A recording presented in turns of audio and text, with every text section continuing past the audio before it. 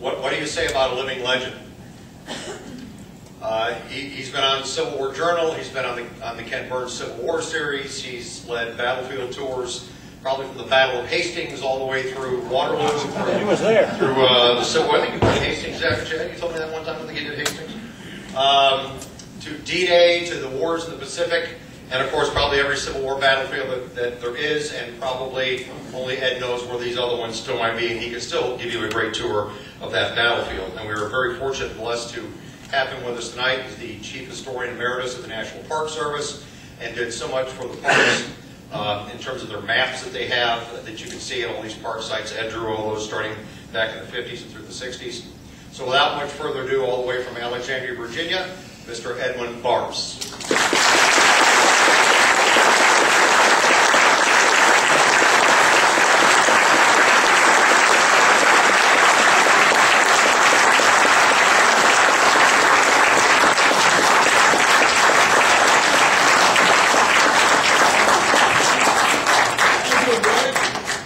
The microphone comes out.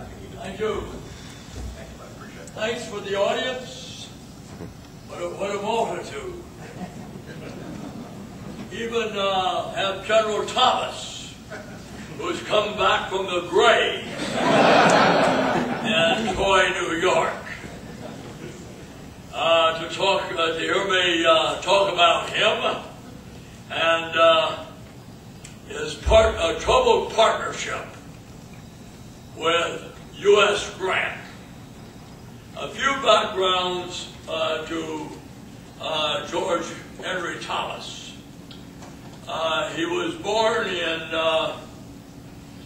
the last day of July, 1816, in Southampton County, Virginia, and came close to losing his life along with his widowed mother, his two sisters, and a brother in the Nat Turner uprising when he's 16 years old in 1831.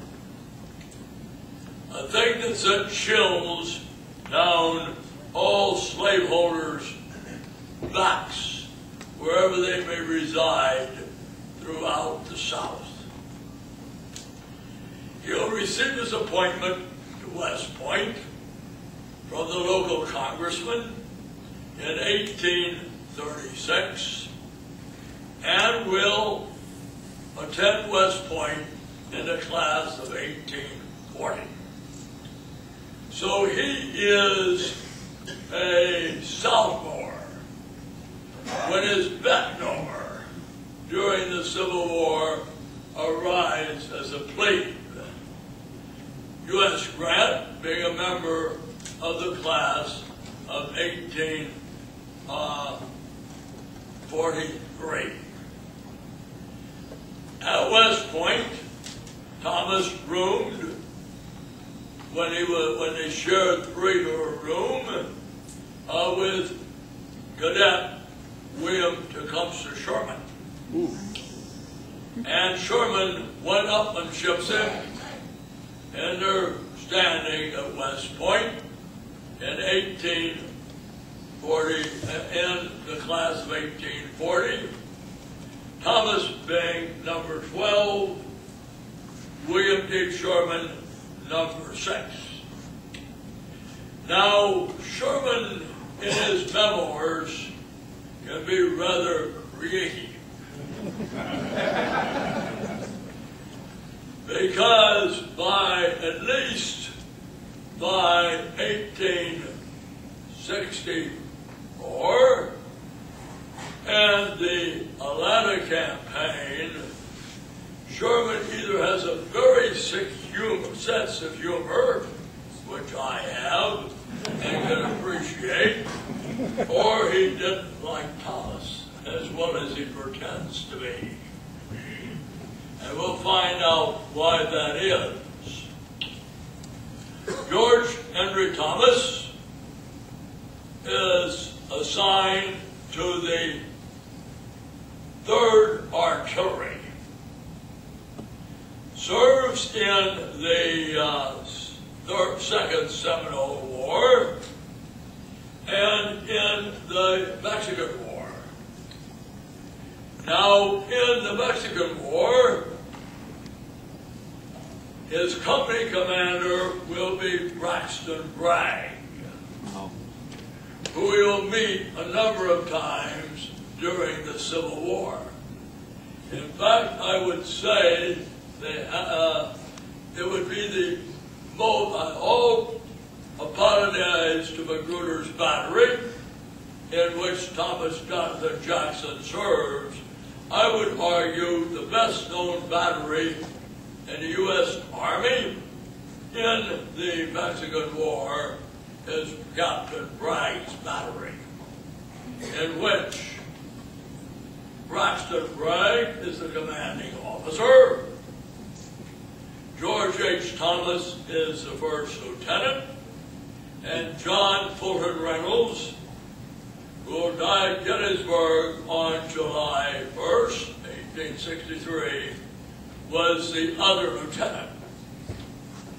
And their great day will be that day of Buena Vista, on the 23rd day of February, 1847, when it seems that Santa Anna and the Mexican army are about to win a great victory.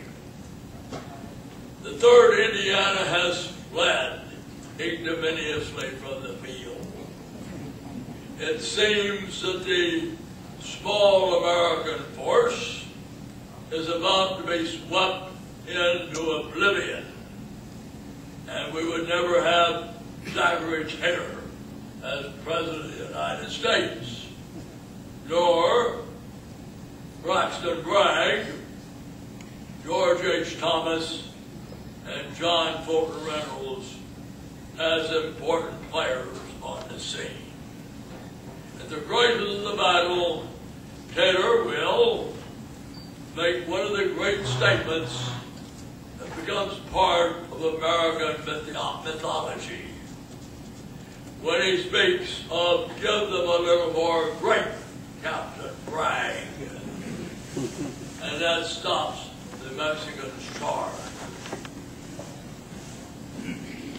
Thomas will win a brevet to captain for his service on Bragg's battery at the Battle of Monterey, and to major at the Battle of Buena Vista.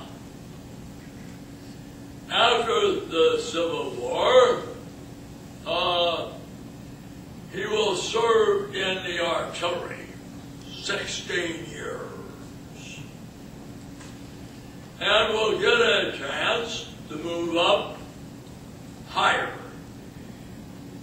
And it will be in 1855 when the United States Congress creates the first 2 cavalry regiments in the United States Army. Heretofore, they had mounted rifles and they had dragoons who used horses to get there, but fought on foot. But to protect the wagon trains going west across the great American desert to California, Jefferson Davis, who was one of the better secretaries of war the United States will lobby through Congress legislation creating 2 elite cavalry regiments. The one we'll focus on particularly is the second. Evidently, Secretary of War Davis, who had been in Congress and governor of Mississippi, evidently knew trouble was on the horizon, because he personally picks